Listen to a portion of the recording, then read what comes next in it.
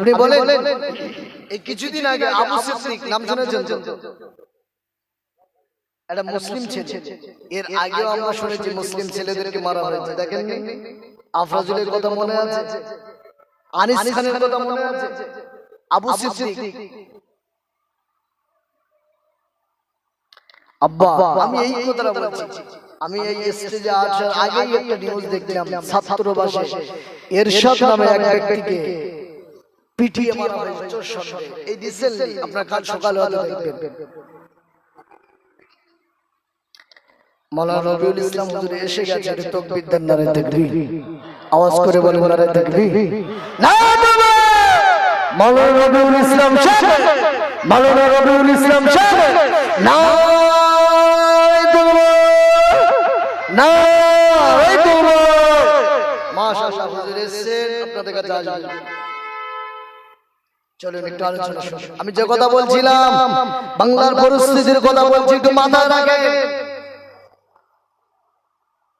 কোন পথে পা বাড়াচ্ছেন, কোন পথে চলছেন? মউত তো আমার জন্য যখন তখনই আসতে পারে, কথা বলা গেল না? মরে কখন আসবে না আমি আপনি কেউ জানি না। একটা ছেলেকে পিটিয়ে মারা হচ্ছে। পুলিশ যারা আমরা জানি তারা আমাদের রক্ষক, কথা বলা গেল না? তারা আমাদের গাইড দেয়।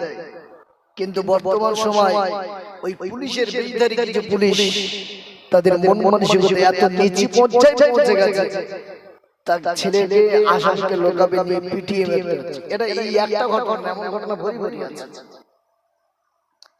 বলে আনিস খানকে যেমন দ্বিতীয়বার ময়নাতদন্তের জন্য তোলা হয়েছে, আবু সিদ্দিককেও সেম। দেখেছেন তো? আমি কোথার কথা বলছি, এটা যদি আমার কোনো হিন্দু ভাই হতো তাদের যে কাজ পুড়িয়ে দিত, দ্বিতীয়বার বলা সম্ভব? কথা বলেন। তাহলে প্রথম যে তদন্তটা হয়েছে তাহলে সেটা কি হয়েছে? তার উপরে কোর্ট ভরসা করতে পারছে না। এর দ্বারা এটাই বোঝা যাচ্ছে আপনি কোন পদে পাওয়া আছে।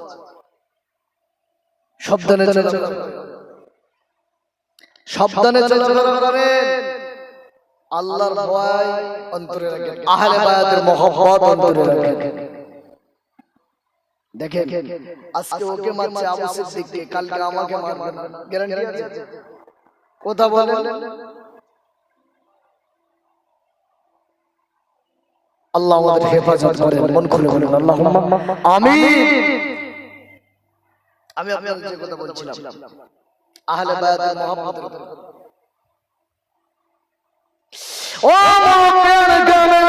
আহলে বায়াতের মহব্বতের কথা আমি বলছিলাম, কারবালার কথা আমি আপনাদেরকে শোনাচ্ছিলাম। চলুন মেন পয়েন্টের কথা আমি আপনাদেরকে একটু শুনিয়ে দিয়ে যাই। আল্লাহ নবী সাহাবী হযরত ওমর রাদিয়াল্লাহু আনহু, হযরত ওমর রাদিয়াল্লাহু আনহু তিনি ভাতা প্রদান করলেন, সাহাবীদেরকে ভাতা দেন। হযরত ইমাম হুসাইন, হযরত ইমাম হাসান রাদিয়াল্লাহু আনহুমা দুই ভাইকে 1000 দিরহাম করে দেয়, আর নিজের ছেলে আব্দুল্লাহকে 500 দিরহাম। আমি যদি সাবু সিম্পল ভাবে বোঝাতে চাই, ধরুন 1000 টাকা দিয়েছেন হযরত ইমাম হাসান হুসাইনকে, আর নিজের ছেলে আব্দুল্লাহকে 500 টাকা দিয়েছেন। আমি যদি আপনাদেরকে বলি ছেলে আব্দুল্লাহ আব্বা ওমরকে প্রশ্ন করলেন, আব্বা জান আপনি কেন হাসান হুসাইনকে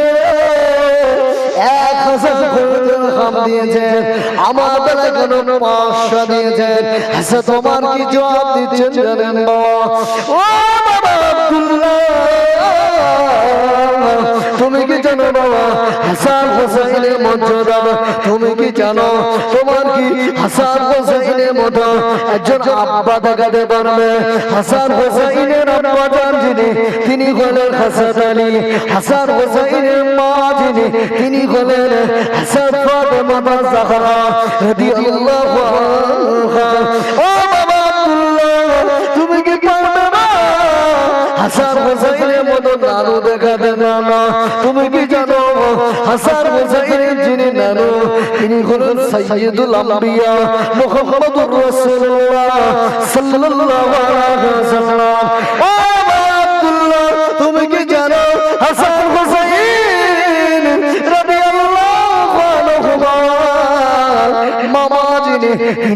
হযরত ইব্রাহিম রাদিয়াল্লাহু আনহু তুমি কি পারবে ইব্রাহিমের মতো একজন মামা জোগাড় করতে?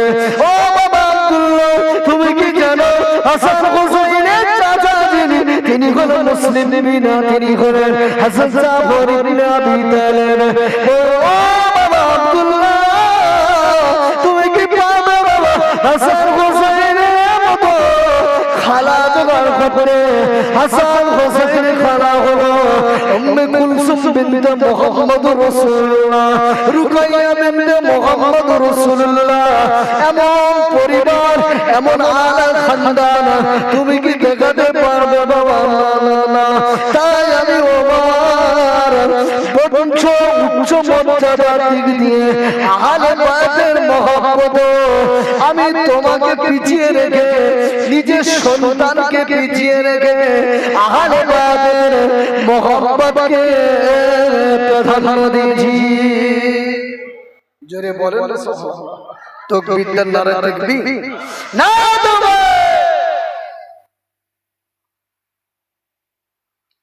নিজের সন্তানকে, আর বর্তমান সময় কি কথা বলেন, নিজের লোক ভুল করলেও আর অপর গরিব মানুষ চুরি করেছে, ভুল করে ধরে নেয়, বিচার তোর হবে। কথা বুঝতে পারছেন না?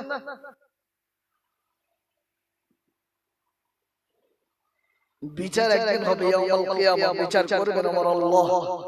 কথা বুঝতে পারছেন?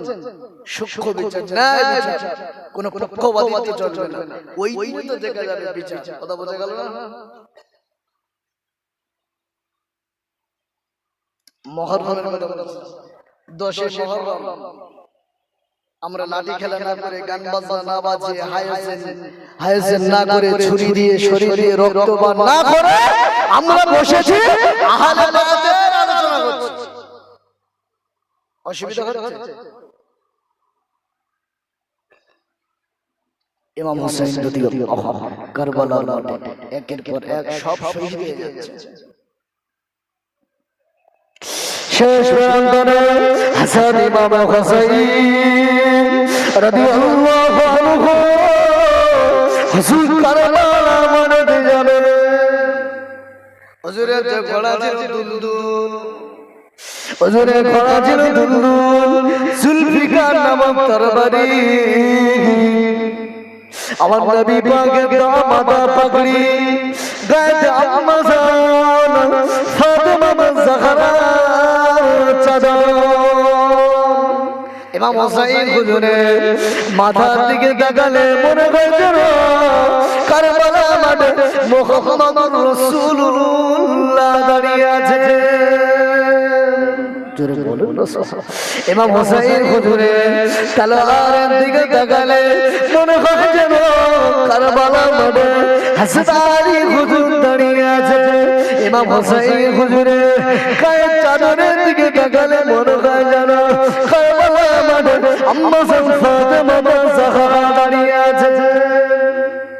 হুজুর যাবেন, সবাতে কান্নার বোন যাইরাম ঘোড়া দুলদুলের পা জড়িয়ে ধরেছে। ভাইজান যে গিয়ে যা ফিরে আসে না, ভাইজান আপনি যাবেন না, আপনি গেলে আসবেন না।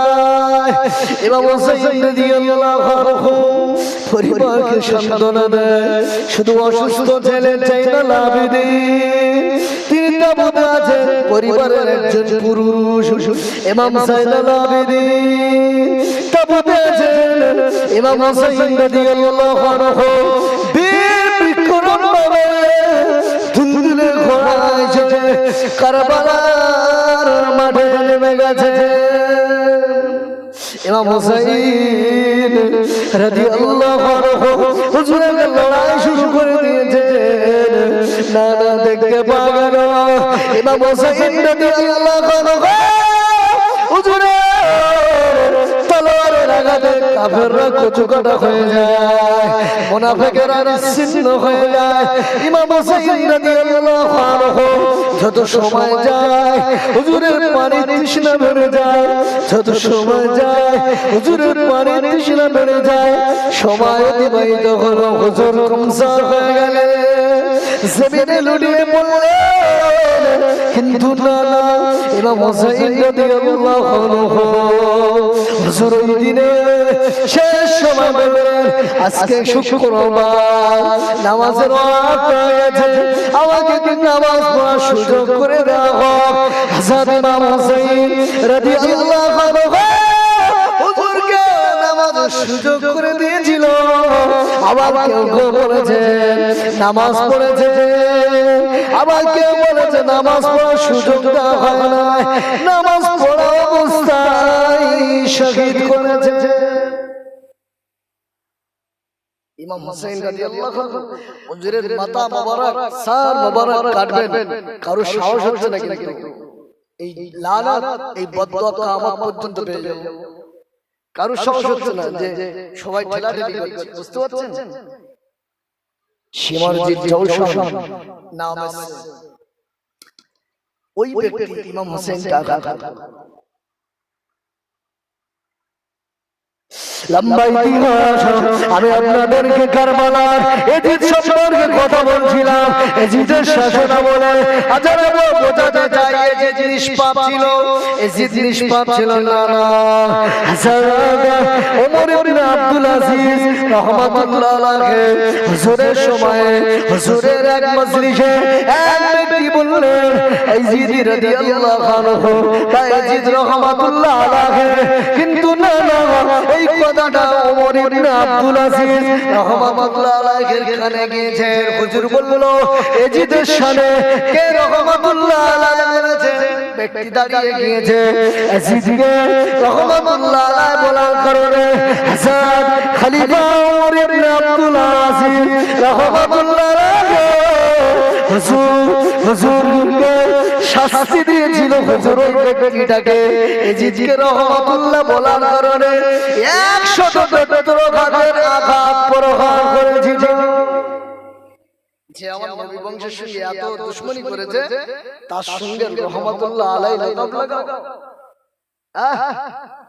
এজিদের আজও কিছু আছে তারা দালালি করছে এজিদের ডাইরেক্ট দোষ ছিল ওর নেতৃত্বে সব এজিদের নেতৃত্বে কাবা শরীফে আগুন লাগিয়েছে মসজিদে নববীতে আযান বন্ধ করেছে এজিদের নেতৃত্বে মদিনায় অত্যাচার চালিয়েছে সবশেষ ইমাম যায়নুল আবেদিন রাহমাতুল্লাহ আলাইহি ইমাম যায়নুল আবেদিন যখন এজিদের কাছে পৌঁছালো ইমাম যায়নুল আবেদিন দাবি রেখেছিল আব্বা জানের ছায়া মোবারক আমাদেরকে দিয়ে দাও সসম্মানে মদিনায় পৌঁছে দাও এবং দামেস্কের জুমা মসজিদে আমাকে জুমার নামাজের ইমামতি করে দাও ইমাম যায়নুল আবেদিন বলেছিলেন এবং আব্বা জানের দোষী যারা আব্বা জানের প্রতি অত্যাচার করেছে